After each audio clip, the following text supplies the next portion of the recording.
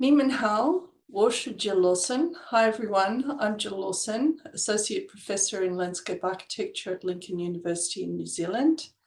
Also on the Board of Trustees for the Landscape Research Group and editor of Landscape Review, a Diamond Open Access journal produced by Lincoln University with the support of the Landscape Research Group. Welcome to Publishing Pathways, a series of seminars designed to help early career researchers with developing their own strategies to publish their research work. A couple of housekeeping things as usual. As you know, we're recording this session. The recordings from previous sessions, session 1 and session 2, are available on the Landscape Research Group. If you go to the QR code, it'll take you to their website. They've been uploaded. We've had a bit of a technical glitch with session 3 from last week, but I think I've sorted that out, so that should be available from tomorrow. And our recording from today should be available very soon as well. Today's session is going to be focusing on the reviewing process, to try and explain to new authors what reviewers are looking for and how you can respond to those reviews, and to think about trying to make sure that the quality of your work is as high as possible to get into the review process. So that's it from me. I'm going to hand over now to Meng. Meng, over to you. Okay, thanks, Jill. So welcome back to China Network Series Session 4, Dialogue with the Reviewers. I'm still the moderator, Li-Meng Yixin, Associate Professor at Beijing University of Civil Engineering and Architecture, a trustee of LRG, and the young editorial board member of the journal Landscape Architecture and Landscape Architecture Frontiers. Today, our topic will still focus on the common reasons for the rejections or the revisions, how to understand and address critical feedback, what does critical mean in landscape research, and also realities of submitting from China to international journals. Today, our speakers are Emeritus Professor Simon Swarfield at Lincoln University. He was a founding editor of the journal Landscape Review. And the second one is Associate Professor Jill Lawson at the School of Landscape Architecture, Lincoln University. She's a trustee of LRG and also the Associate Editor of Landscape Research and the Editor-in-Chief of Landscape Review. And the last but not least is Associate Professor Wu Danzi at the School of Landscape Architecture, Beijing Forestry University. She's the editor of the journal Landscape Architecture. And also in session 4, each speakers will have 20 minutes to present. Once all the presentations have finished, we are going to have 15 minutes Q&A session where you can ask each other questions. I'll also be chatting the chat box for any questions that the audience has been posted. So now let's get started. I'd like to invite our first speaker, Emeritus Professor Simon Swarfield. Please, Simon, you can share your screen.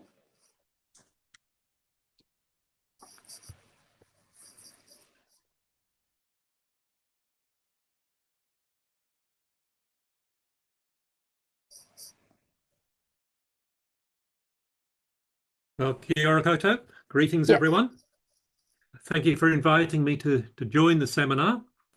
And what I would like to do today is cover 3 points. The first one is about the context of publishing, about knowledge communities, and I'll explain what I mean by that shortly. I'll make some comments about the research protocols in our discipline and how that affect the process of peer review, and then look at the peer review process itself and make some comments upon how, as an author, we might make that process work for us. So the main point that I want to start off with is when aiming to publish in any particular journal, it's absolutely vital to understand your intended readers, because publication is about becoming part of a particular knowledge community. That's a network of scholars and researchers who have a common interest in both the published work and in the process of evaluating manuscripts submitted for publication. So understand your intended readers. Spend a little bit of time thinking about the context into which you're hoping to publish. Now, the Landscape Research Group is a knowledge community. It has a very broad scope. The research group has a very holistic understanding of landscape, its evolution and its future, and that sets it apart from some of the other more specialized landscape publications. Landscape Research Group also represents a broad range of disciplines: geographers, planners, landscape architects, urban designers, archaeologists and ecologists. And that means that it covers a wide range of forms of research. Now, that's both an opportunity and a challenge. You have a wide range of research topics and a wide range of methods that you could choose, but you need to explain clearly and honestly what you have done and why, because your audience is broad. The first piece of advice I would share is get to know what the landscape research community reads and thinks, how they research, and what they research in, what they're interested in particularly. What is the overall character of the journal and its authors? What editorial guidance and what is the typical length and style of previously published articles? What topics and issues have been covered in past volumes of the journal? Because you're contributing to a community that is in a continuous discourse. And so understanding how you are joining, understanding the discourse that you are joining and deciding how you're going to join it is absolutely critical. That will also include understanding the current research approaches published within the journal, the research directions, and the particular needs that previous authors have identified for additional research. So get to know your audience. That's the first key point.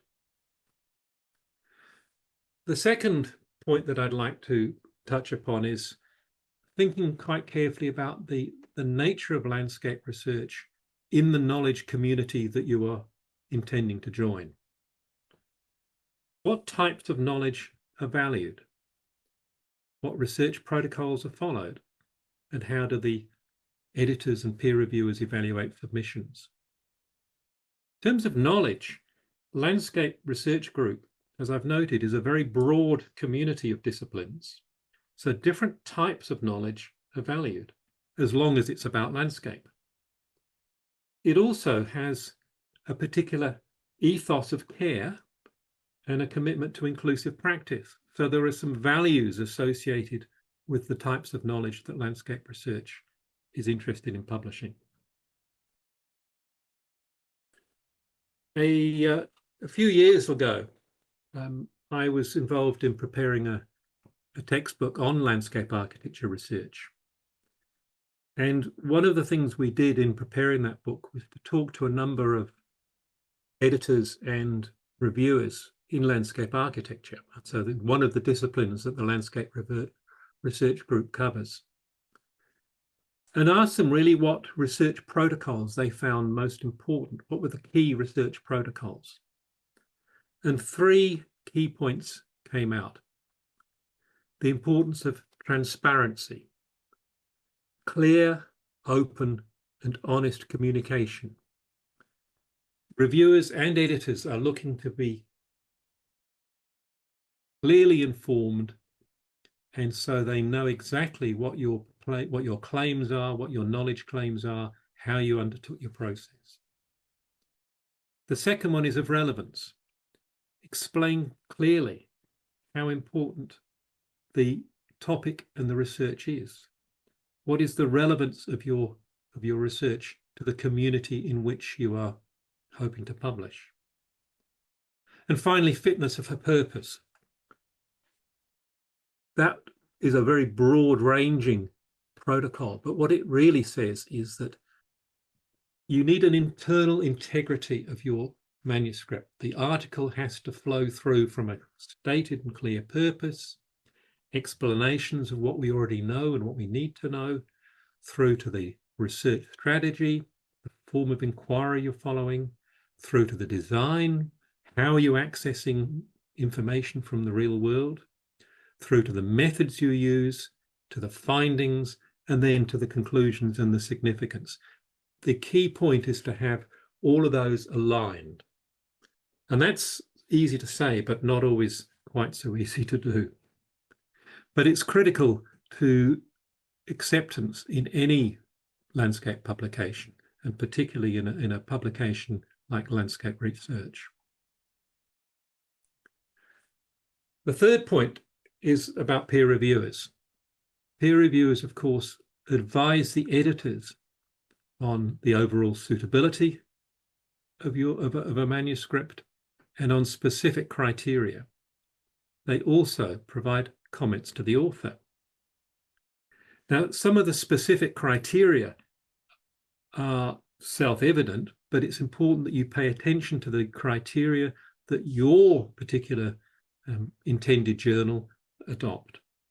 In the case of landscape research, the criteria are the quality and content of the research, the quality, appropriate length, and clarity of the presentation, the significance, relevance, and timeliness of the topic, and the appeal to the readership of landscape research.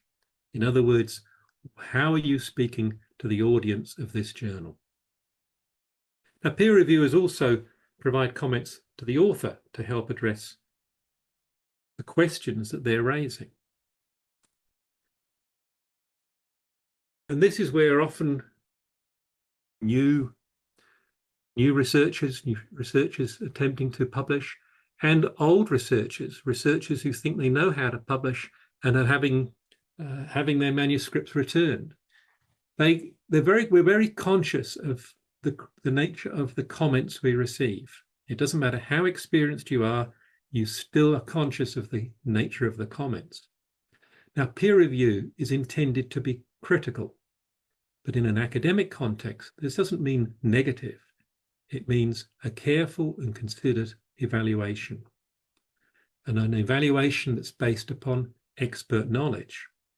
So the comments will be focused on providing you with a direction for how you can improve the manuscript.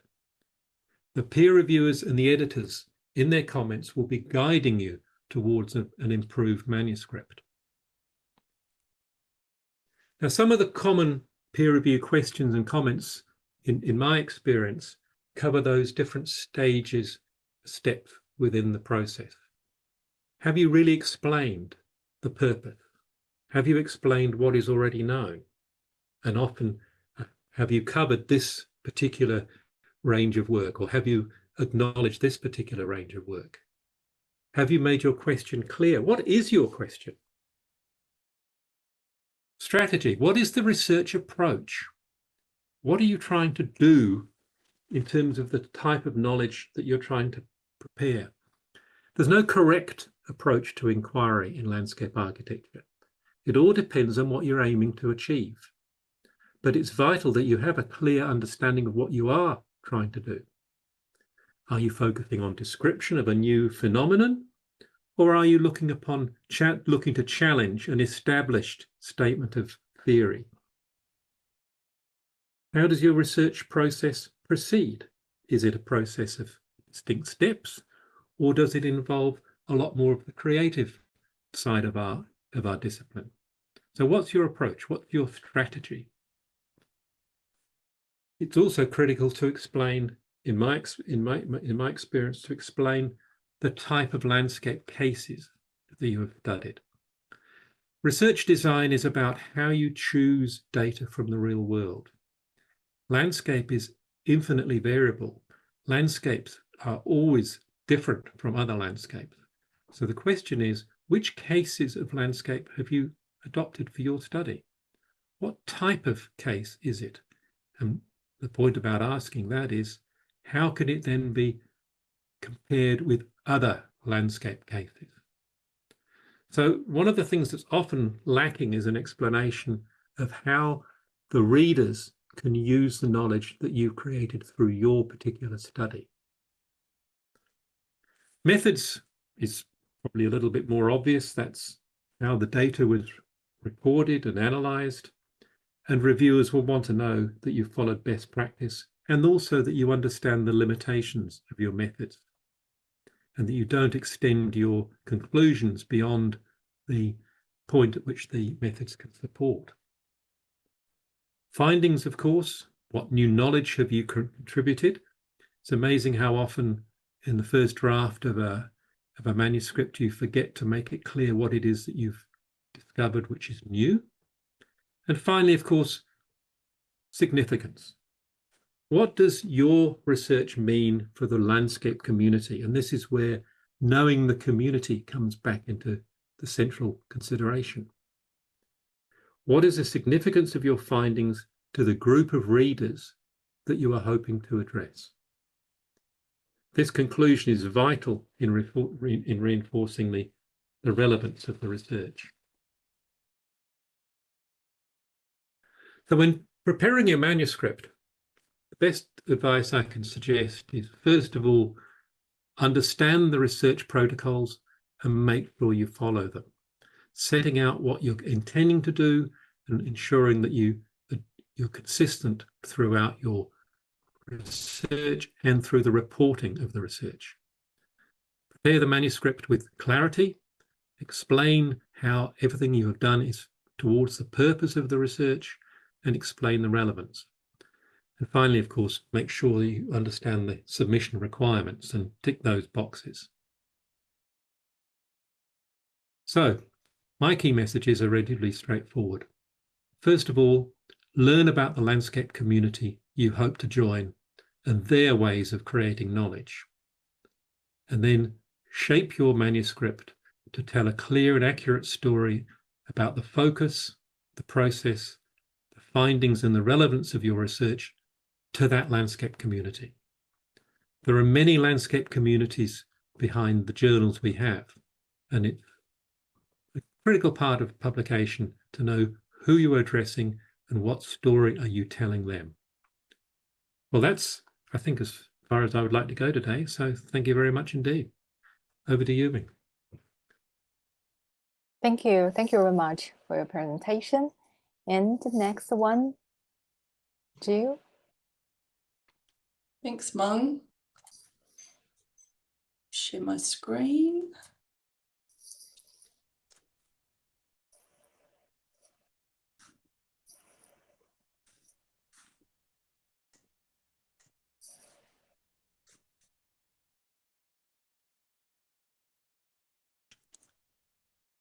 Seem to have jumped.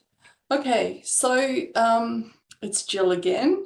I'm going to speak to you today from the perspective of having reviewed quite a lot of manuscripts and also as an editor who sees a lot of other reviewers' work coming to me for the journals that I'm an editor for. And one of the things that I think is important and that Simon mentioned is that unlike this cartoon here where this poor person, this author, is trying to get his paper accepted and having to run through all of these people that have different weapons to punish him with, we want to try and take the sting away from having a feeling of punishment when you get your reviews back. So it's important to understand, as Simon said, that reviewers are actually trying to help you. They're not trying to punish you. So you've heard from other speakers in this series about the process. So I'm just going to give you a very simple overview. And here we have the author with your submission. And most of us expect to have revisions to do before we finally get accepted at the end of the process. And you've already heard from editors that your manuscript will come to them first for an editorial review, and then they will decide as to whether they will send it out for review comments or not. And I think it's worth remembering that if you get to this stage, you should congratulate yourself, because we know from what the editors have said is that less than a quarter of the submissions that they get gets passed on for review. So if you get through to this stage, then you're doing really well. When the reviewers do their work, they send those recommendations and feedback to the editor, not directly to you. So the editor then has a look at what the reviewers have recommended, and then they will liaise with you. They will give you the recommendation from their point of view as to what you need to do to revise your submission and respond to the feedback that you've been given. Then your response goes back to the editor, and the editor then sends it back out to reviewers, either the same reviewers or different reviewers, depending on who's available. And those people will actually make a recommendation back to the editor for their final decision, for then your acceptance or not of your paper. Sometimes you can have maybe 3 rounds of revisions. That just means that, you know, you've missed things in what you've actually done to respond to the feedback that you've been given.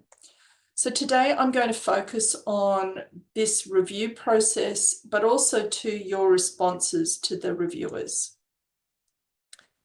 And as Simon mentioned, one of the things that is often a sticking point for reviewers is whether the author has made the research problem and the research questions clear. And dealing with people that are students that are new to setting up a research study, often they look at the context that they see in front of them. So they decide that they wanted to study urban parks, for example. And then they work out, well, what methods am I going to use to actually study that particular context? And what they do is they write that up and they write up the findings, but they forget that there is an unseen problem that they've forgotten to make clear to the reader. And that's often not in front of them. So you have to recognize what the problem was that generated the context and your interest in a particular topic. Now that topic might be, in this case, a response to deforestation of an ecosystem or an area of valuable planting, in which case you have to develop methods to actually study that to come up with the best scenario for that particular topic. So what we're talking about here is creating a clear research problem. Now, there are researchers, of course, that start with the research problem and then develop the methods and then look at the outcomes. But it can go either way. You can start it in either direction and formulate your study. But what's important is that you make it absolutely crystal clear what the problem is, which is the reason for the need for your study.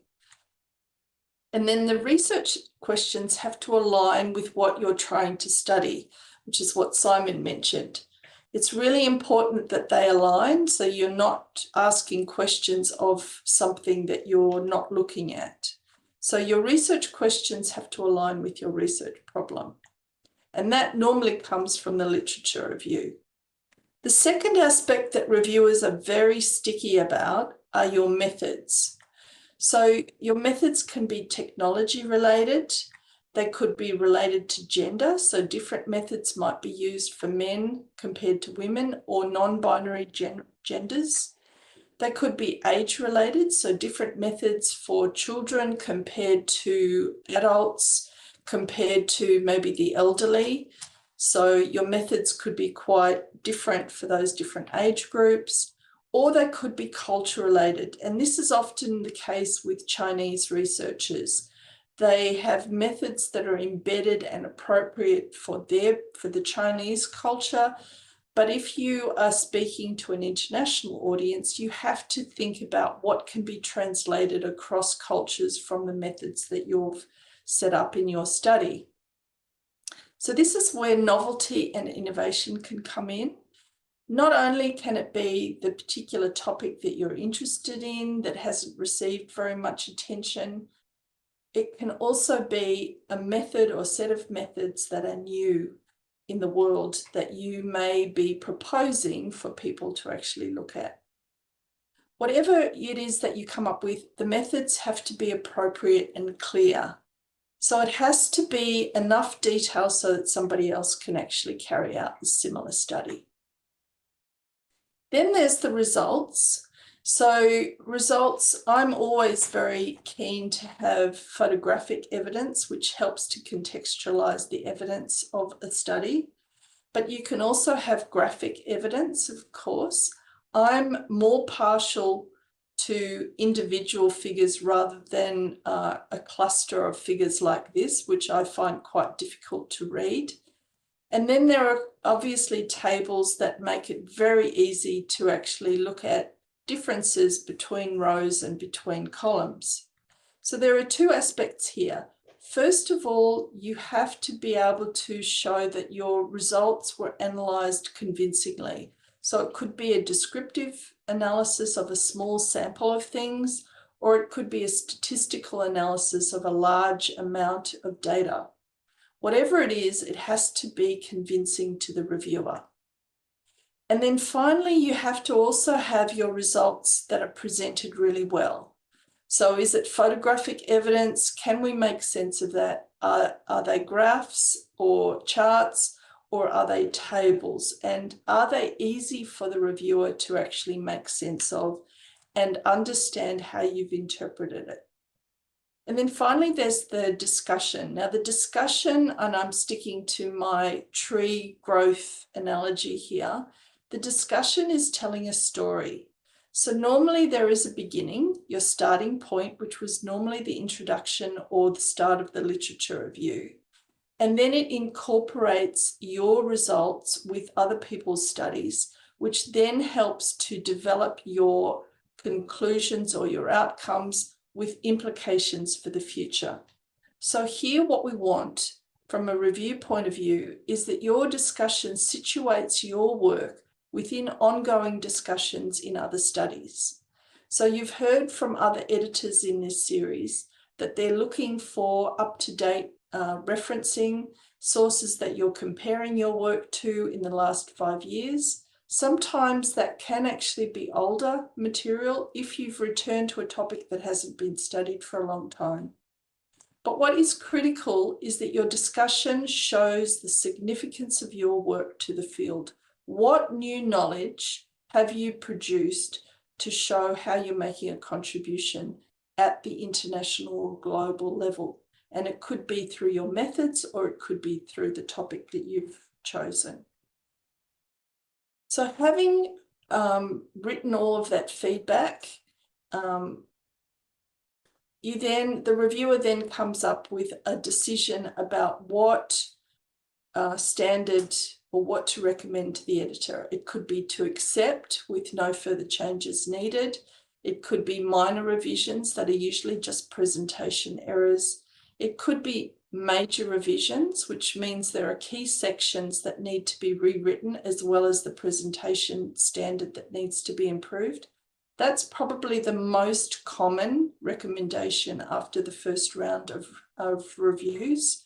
Sometimes you may get reject and resubmit because there is a substantial amount of work that needs to be redeveloped, but that the reviewer can still see that some of your ideas are worthy.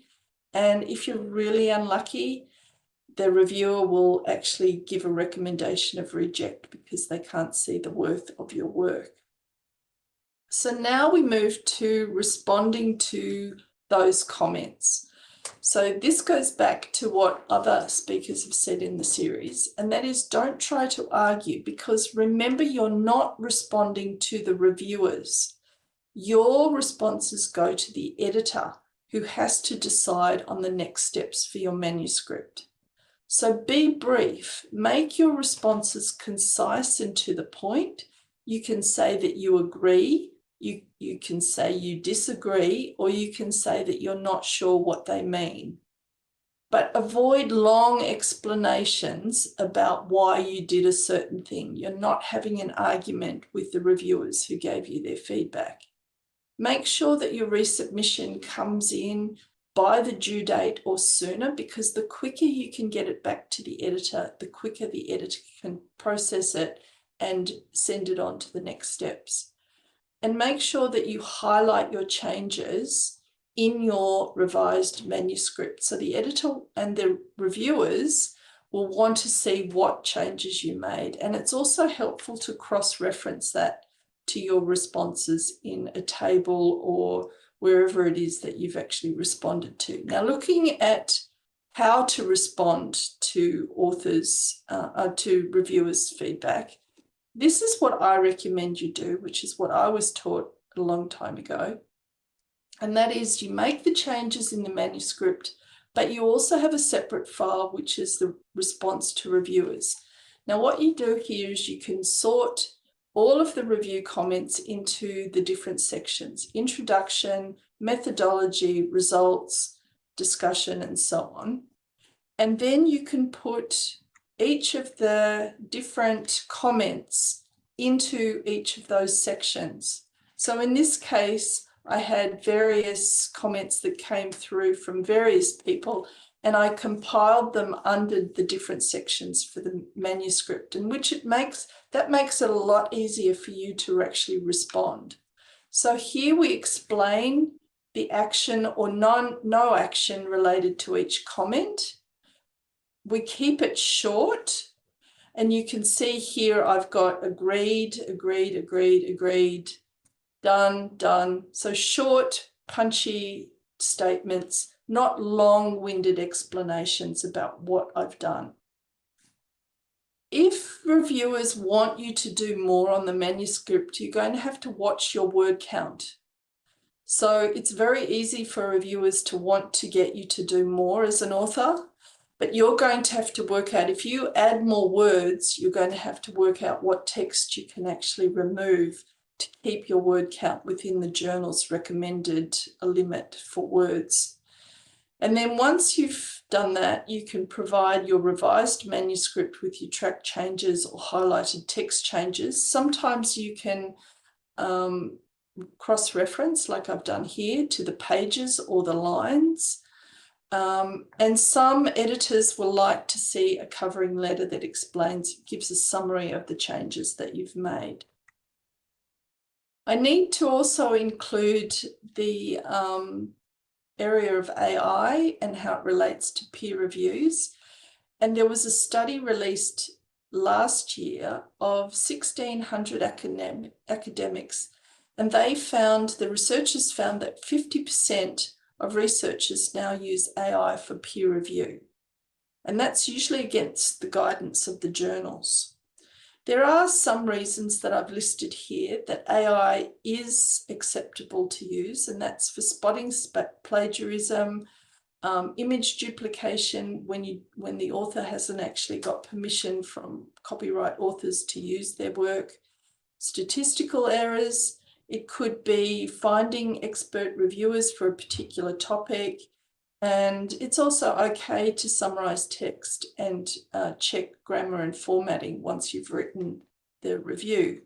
But what is unacceptable is to generate a full review or to make final decisions on the merit of an author's manuscript. So if you're going to be doing reviews or if you're receiving reviews, this is what we as editors feel is unacceptable.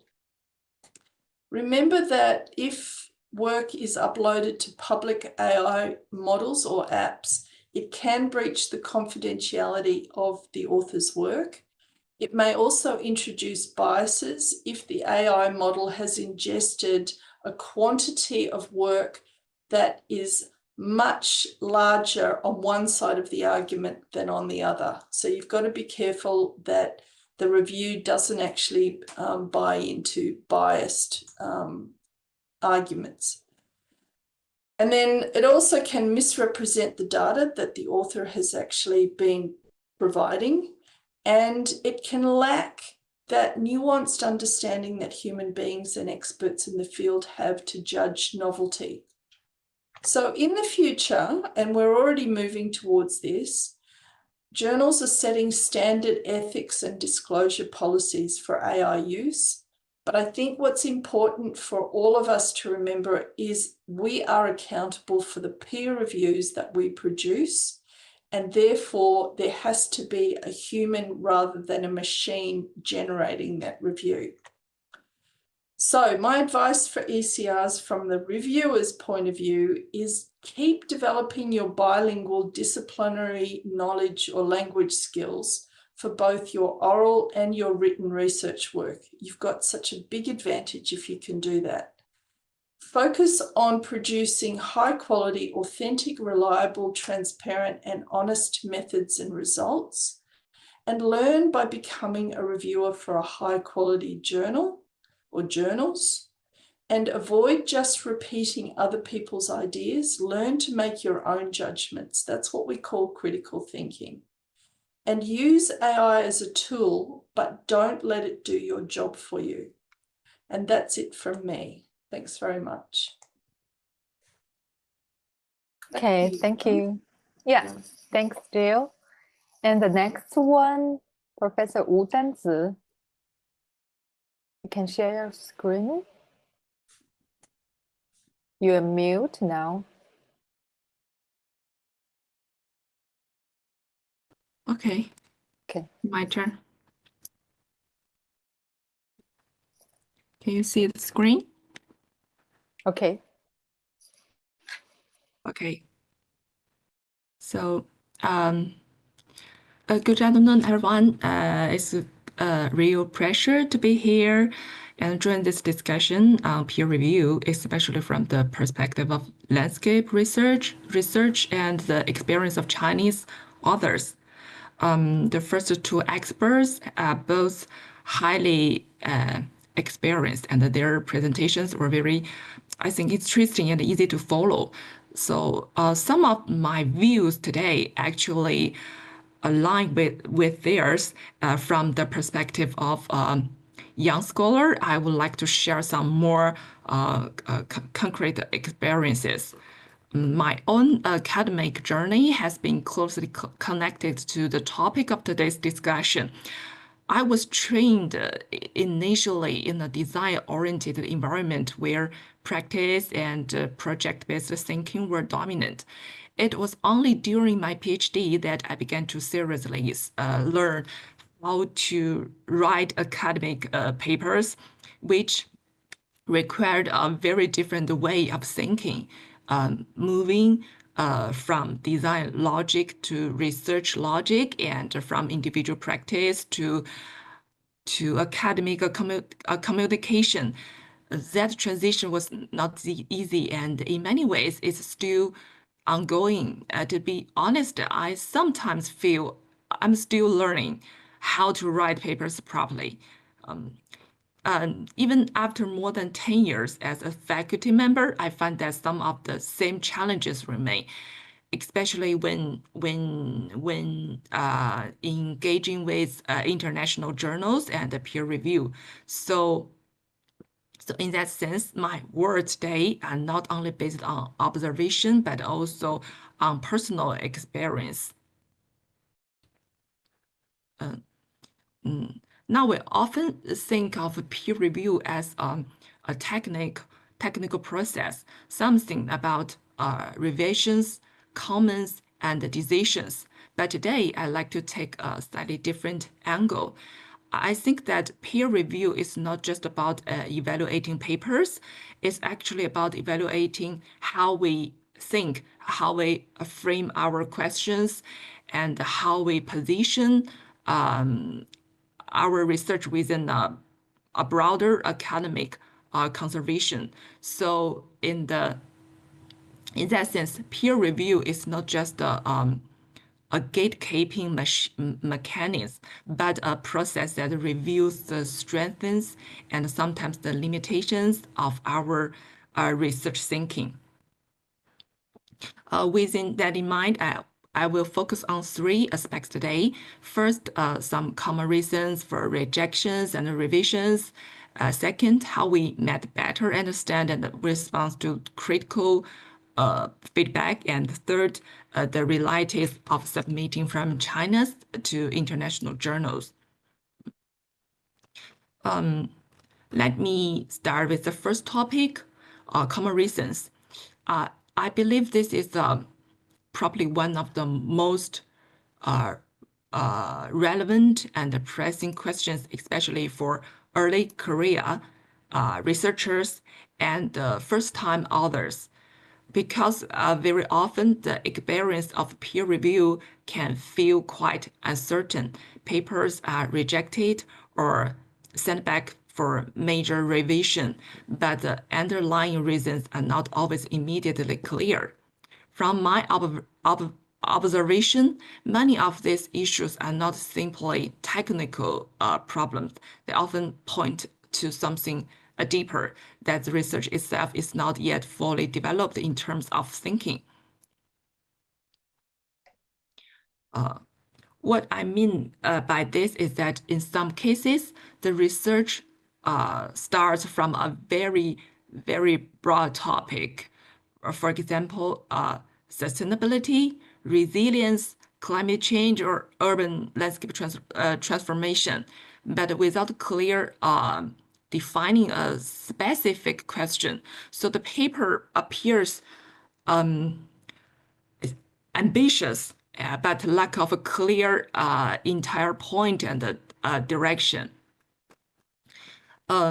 Closely related to this is the issue of a focus, but I would say it's not only about being unfocused, it's more about the absence of a clear research problem.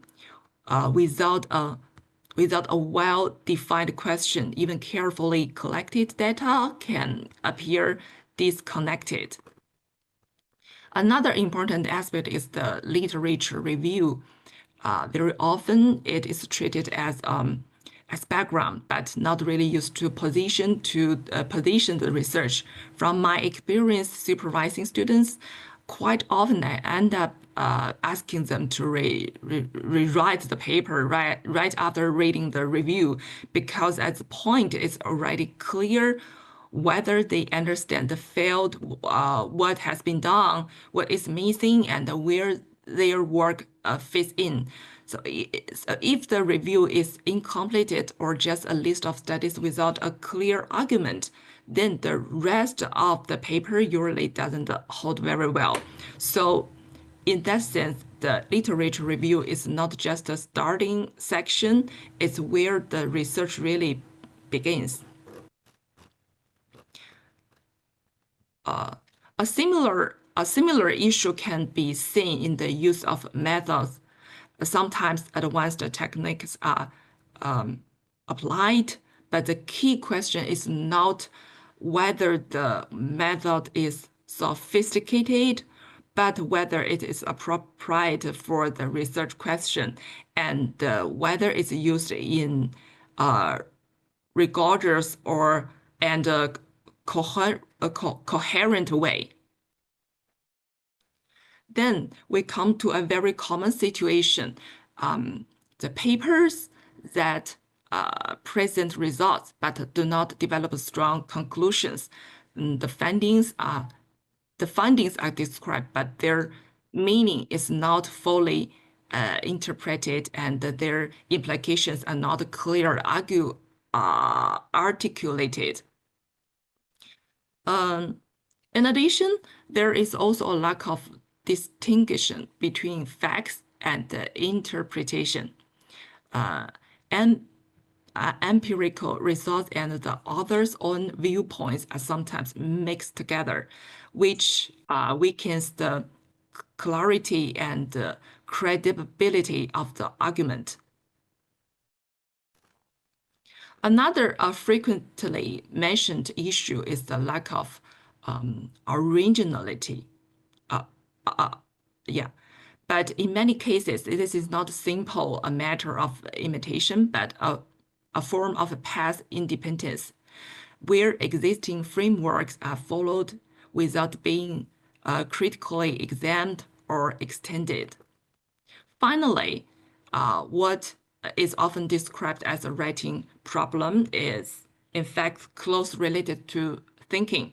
When the structure is unclear or the argument is difficult to follow, it often reflects a lack of logical clarity in the research itself.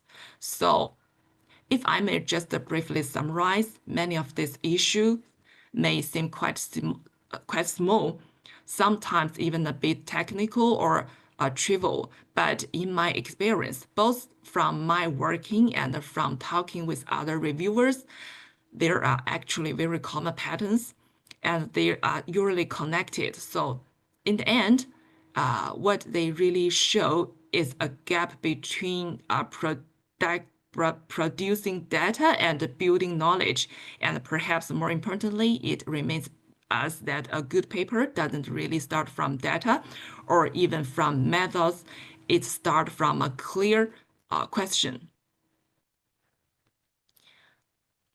Let me now move to the second question, how to understand and respond to critical feedback. I think this can be approached from three related perspectives. First, we need to rethink what critical feedback actually means. Very often, authors perceive reviewer comments as negative or even personal, but in reality, they are part of an academic dialogue, or we might say a form of academic negotiation. Reviewers are now trying to reject the author. They are testing the research, whether the question is clear defined, whether the methods are reliable, and whether the conclusions are well supported. So in that sense, critical feedback should be understood as part of an academic dialogue rather than a personal judgment. The second aspect is that not all comments are the same, and it's important to distinguish between different types of feedback. Some comments are structured, they related to the research question, the overall framework, or the methodology. When these issues are raised, they usually require a substantial version, sometimes even rethinking part of the paper. Some comments are interpretive.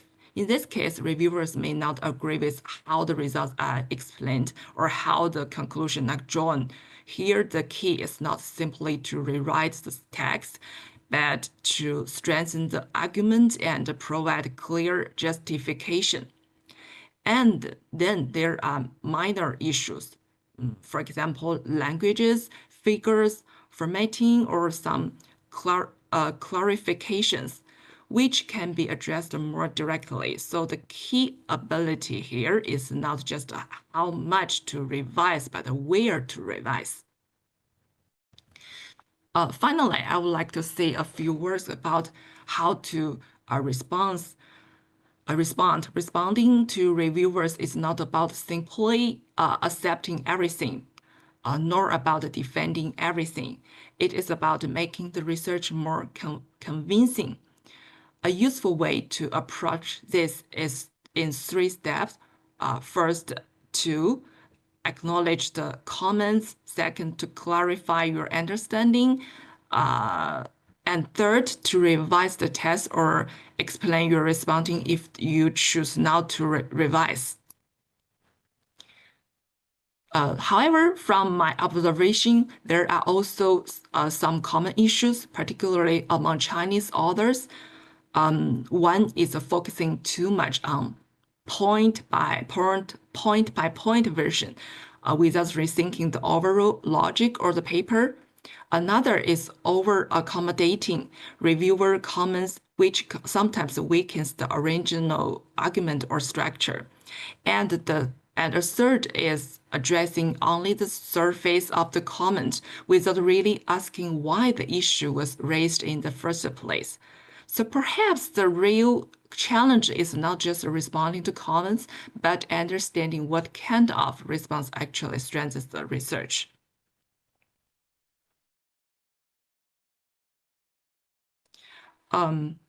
I would like to briefly shift from the paper itself to the context in which it is produced. For many Chinese scholars, the challenge is not only how to write a paper, but how to translate local research into an integrational academic language. One key reality behind this is, I think, the pressure to publish for Chinese scholars. In many institutional contexts, evaluation systems do emphasizing the number of publications and journal rankings. So this can easily lead to a focus on output rather than an intelligent contribution. So within this context, we often see a strong preference for data-driven research and so-called advanced methods. As I mentioned earlier, this is not necessarily a weakness. In fact, Chinese language research is often very strong in data collection, technical analysis, and the use of digital tools. These are important strengths, and they have helped the field engage with international standards. However, the issue is not the data itself, but what we do with the data. In many cases, methods becomes the center of the paper rather than the mean of the answering a meaningful question. As a result, studies must be technically sophisticated, but still limited in their interpretation, their orientical engagement, and the broader implications. So the gap is not in data, but in now data are transformed into knowledge. Another challenge lies in the translation of local cases into global relevance. Many studies are deeply rooted in specific Chinese contents, but struggle to answer a simple question: why should an international audience care? Finally, there is also a difference in expectation between authors and the reviewers.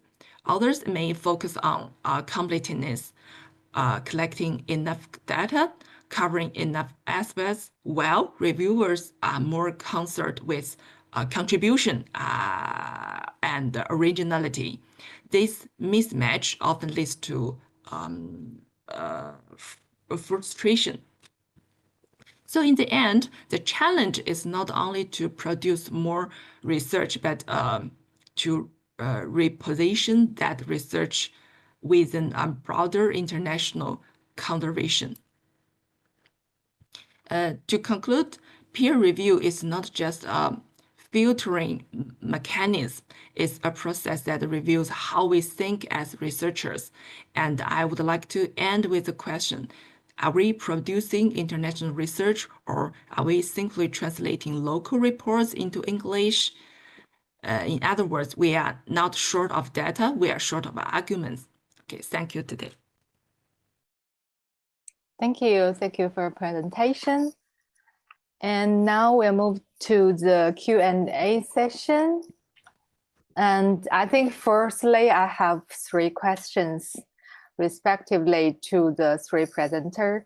And the first question to Simon, if the manuscript follow the knowledge of language community, but from the reviewer's point of view, the manuscript didn't produce the new idea or the innovative idea, especially to the early career reviewers, will you give a rejection or let them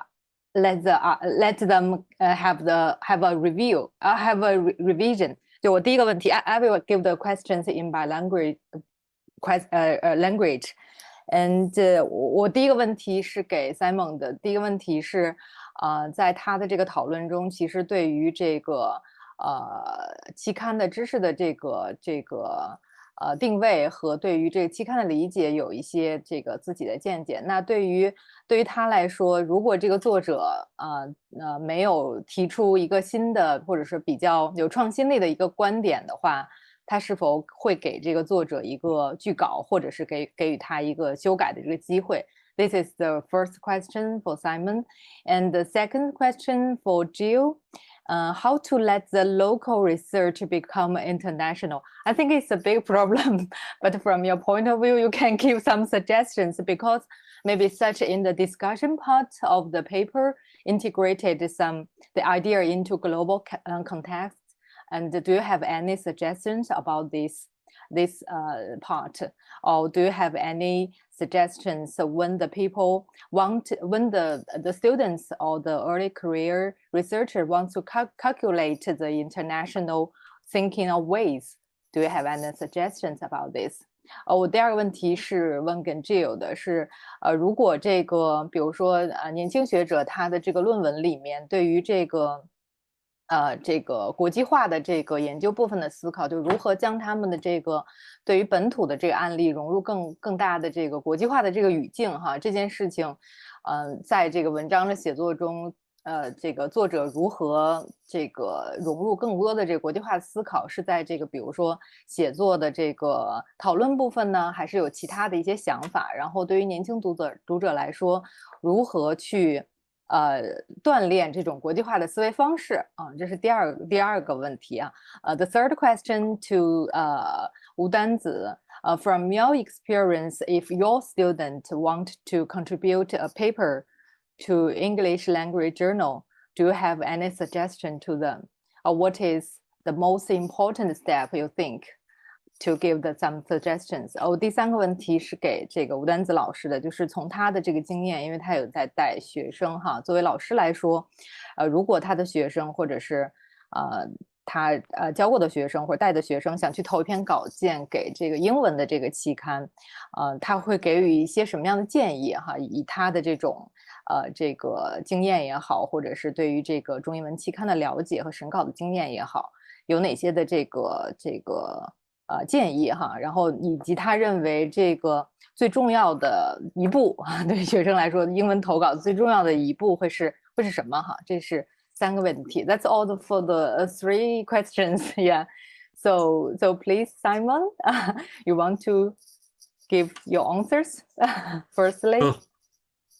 Well, thank you. Well, first, I would just like to thank Danji and Jill for their presentations, which I thought were both excellent and really captured a lot of the current issues. So, I mean, that was just really, really great. And what I think it's doing is reflecting the fact that whether it's China or any other group of academics wishing to join another community, there's quite a long process involved, and so I don't think it's a case of trying to say local or international or whatever. It's recognizing where you are in a process of developing an international perspective. And I'd like to share just a little bit of background to our own experience. Many years ago, let me think, probably nearly 40 years ago, I was meeting quite regularly with Australian researchers like Jill.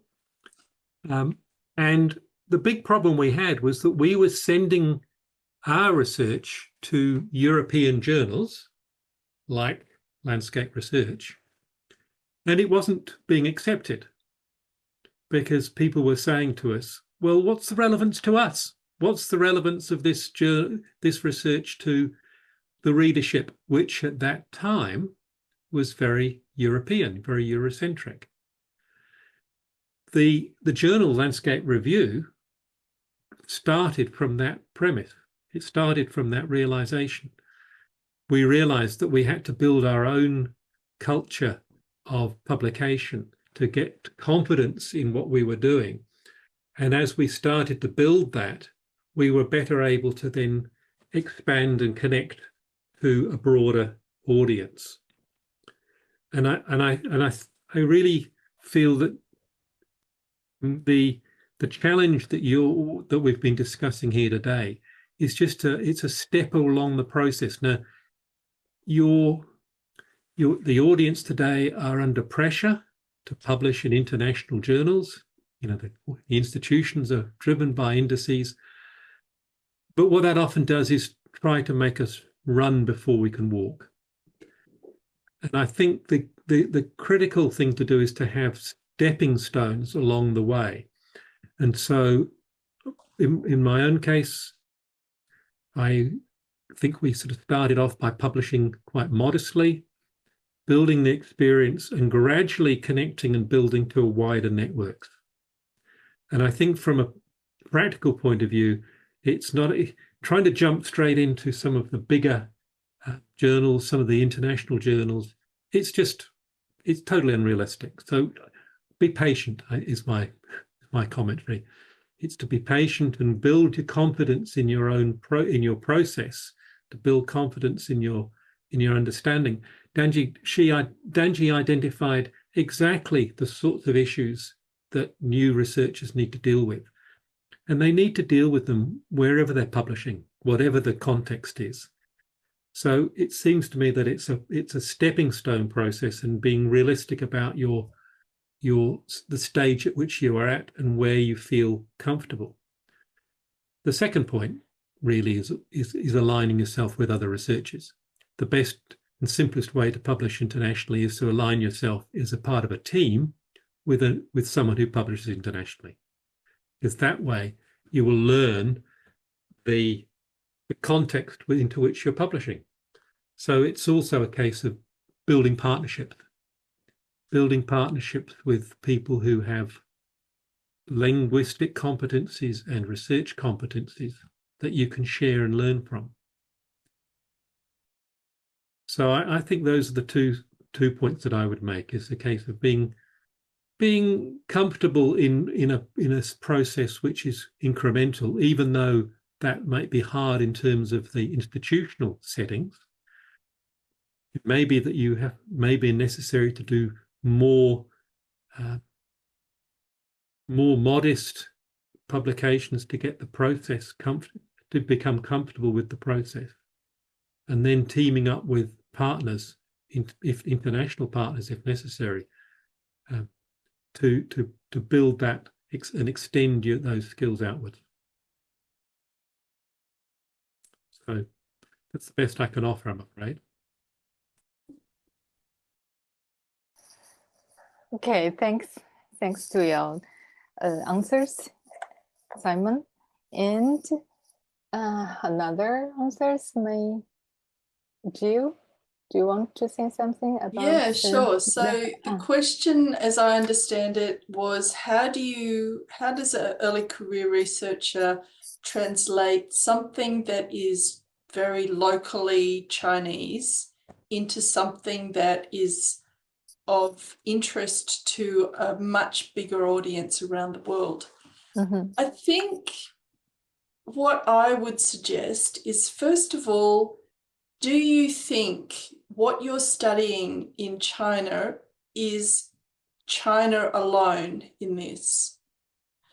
So if you're looking at Chinese traditional gardens, I don't know very many other places in the world that designs or produces gardens in that particular way.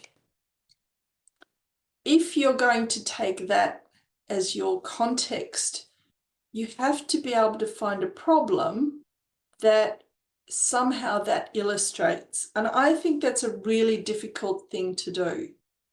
If you work the other way and you watch the news on TV or social media or whatever it is that everybody watches these days, then you ask yourself, what's going on in the world? What is everybody in the world talking about? And it's not that many things, actually. War at the moment is a big one. The economic problems that different countries have. Climate change is another one. Aging populations is another one. And within each of those problems, there are smaller problems. So climate change creates floods, and that's in both China, Australia, New Zealand, the UK, Europe, all around the world, right? We know flooding is a huge problem. It also creates really hot cities. So that is a problem that everybody is discussing. How do you mitigate against those problems? Now, Chinese traditional gardens could actually fit into looking at those problems if you think in a very clever way. So it's about being cunning and strategic about relating what you're looking at to something that other people are talking about around the world. Now, I think with Chinese scholars, the difficulty that people have is that you haven't traveled very much to other places in the world yet. So it's difficult to know what's going on in the world, but you can actually read, hopefully, if your English is good enough, some of these publications, and you can watch news in English. At least when I was in China, there was a CCTV channel that was all in English that often debated issues between East and West. These are the things that you need to build up knowledge about. The other thing, just as Simon suggested, is to join the landscape research group, because we're all finding out lots of things about each other and what we're all interested in.